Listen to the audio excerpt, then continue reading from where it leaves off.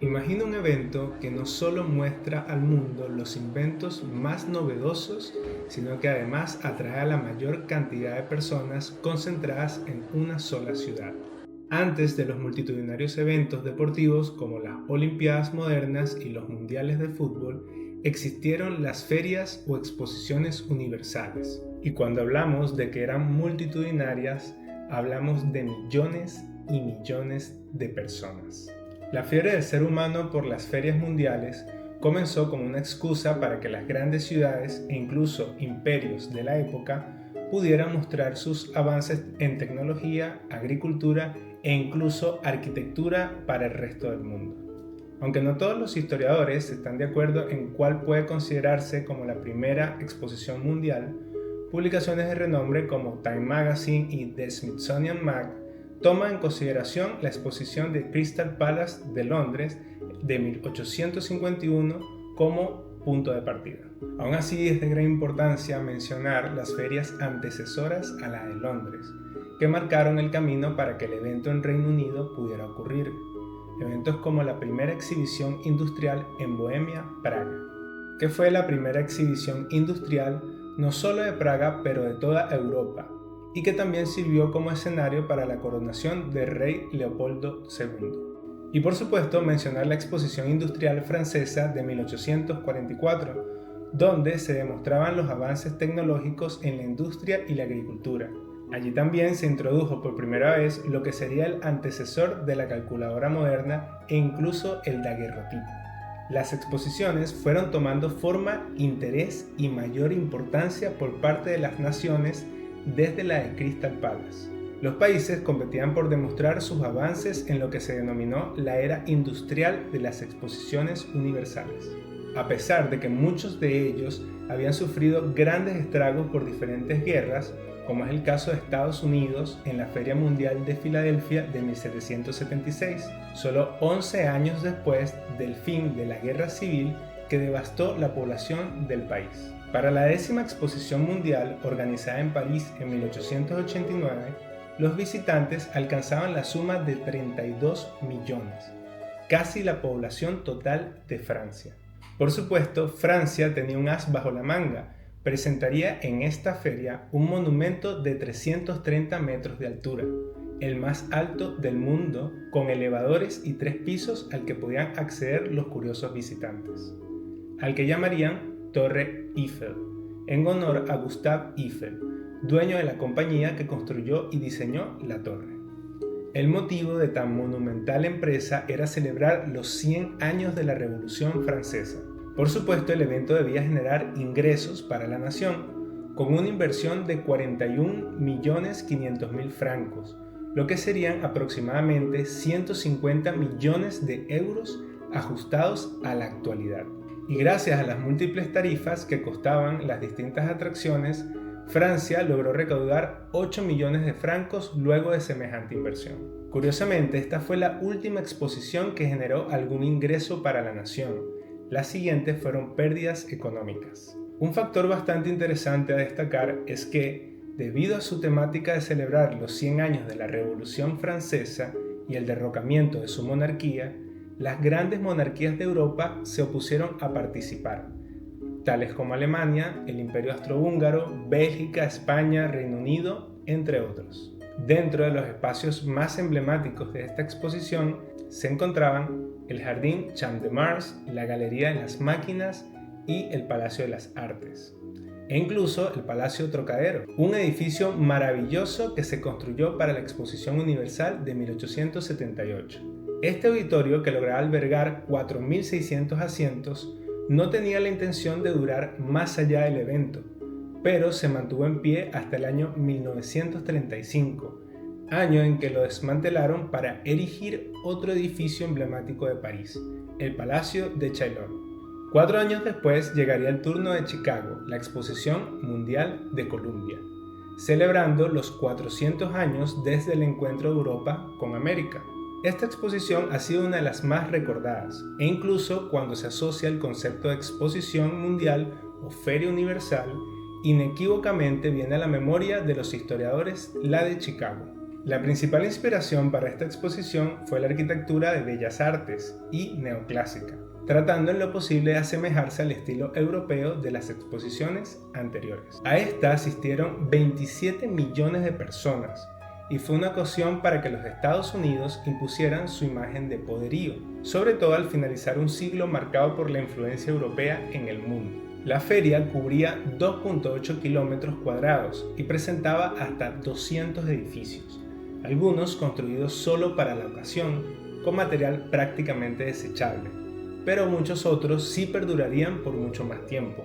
Decir que fue la exposición con mayor ocurrencias es poco. Desde el asesinato del alcalde de Chicago 2 días antes del cierre de la feria, hasta los crueles asesinatos cometidos por H.H. Holmes, considerado uno de los primeros asesinos en serie de los Estados Unidos, quien atraía a los visitantes de la feria a su hotel para luego quitarles la vida. Además, múltiples reportes de personas adineradas desaparecidas incrementaron todas las leyendas urbanas alrededor de esta feria. Por supuesto, no todas fueron malas noticias. La exposición sirvió como una gran ocasión para presentar al mundo inventos tales como la Rueda de la Fortuna, una impresionante construcción de 80 metros de altura, réplicas a tamaño real de las 3 embarcaciones que usó Colón en su primer viaje a América, y el supraxiscopio, un artefacto que sería pionero a lo que más adelante conoceríamos como el cinematógrafo, donde se insertaban una serie de fotografías que al reproducirse daban la ilusión de movimiento. Pero todo esto quedaría en segundo plano ante lo que se consideraba la atracción principal, la Ciudad Blanca. Edificios construidos con una mixtura que simulaba la piedra y que le daba ese aspecto europeo a esas edificaciones temporales, que junto con el factor de ser la primera feria iluminada con energía eléctrica, dejaba maravillados a los visitantes. A pesar de todo esto, la feria no estuvo exenta de críticas. Muchos intelectuales de la época consideraban que no era más que una muestra del ego de una nación en lugar de promover las ciencias y el pensamiento artístico. Por ejemplo, la poca o nula representación tanto de mujeres como de otras etnias, o incluso dedicar segmentos de la feria a personas de color solo para representar villas exóticas y ver a alguien que no fuera blanco como exótico. La cúspide de la popularidad de las ferias universales ocurriría en París en 1900.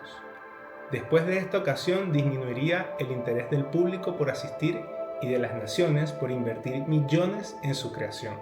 Ninguna de las ferias realizadas años o incluso décadas después de la llamada Exposición Universal de París pudo llegar a la cifra de 50 millones de asistentes. Se tuvo que esperar 67 años para que ese interés volviera a crecer en la Expo de Montreal de 1967. Por ello, es un evento perfecto para tomarlo como la cima de las ferias mundiales, el evento de París. A esto hay que añadir que la Primera y Segunda Guerra Mundial fueron factores muy importantes para que el interés por este tipo de eventos se redujera. Además, la mayoría de los que consideramos países de primer mundo estaban industrializados para el inicio del siglo y ya no era necesaria esa competencia de ideales o de inventos. El mismo público podría encontrar las mismas formas de entretenimiento tanto en Europa como en América.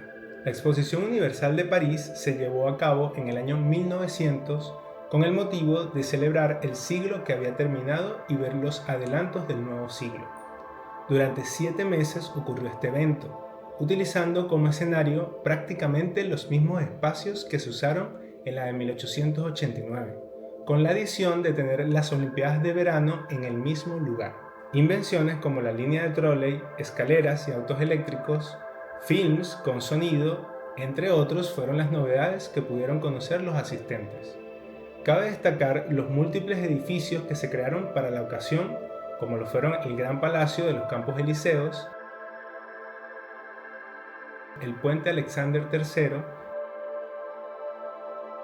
e incluso la línea 1 del metro de París. Estructuras que formarían la identidad de la ciudad en las siguientes décadas. Cada país invitado tuvo una sección impresionante dentro de los palacios donde podían individualmente destacar sus decorados. e incluso edificios temporales que representaban el pabellón de cada país en la llamada Calle de las Naciones, donde más que una exposición podría notarse una real competencia entre naciones por ver cuál se mostraba de manera más ostentosa al mundo. Y en esto último se basó la crítica sobre este evento, donde finalmente los visitantes pudieron percibir que las exposiciones mundiales estaban abandonando su espíritu de humanidad y arte frente a una competencia de ego y tecnología de las naciones. Muchos de los asistentes a las ferias anteriores perdieron el interés debido a esta organización. Para los organizadores y stands también fue una pesadilla, al volverse el evento mucho más costoso de lo que se esperaba. En total, la nación perdió 21 millones de francos, lo que serían aproximadamente 75 millones de euros en la actualidad. Pero también es cierto que no todo fue pérdida, pues la ciudad obtuvo una gran ganancia en infraestructura que perduraría en el tiempo. Si bien existieron ferias mundiales muy exitosas después, sobre todo posteriores a la Segunda Guerra Mundial, el enfoque de ellas cambió por uno más global que el de diferentes naciones destacando individualmente. Las ferias universales concretamente fueron una exageración de la mente humana y su deseo por el arte y la tecnología que muy difícilmente volvamos a ver. Ya sea porque las naciones prefieren en la actualidad realizar otro tipo de eventos de mayor atractivo e ingresos, como por ejemplo mundiales de fútbol u olimpiadas, pero también porque antecede a un mundo que no estaba tan dividido en facciones como lo es ahora. Pero considero que también son un buen ejemplo de la grandiosidad que puede crear el ser humano como sociedad, hacernos imaginar futuros no tan distantes, así como realzar las artes y la inventiva de los individuos.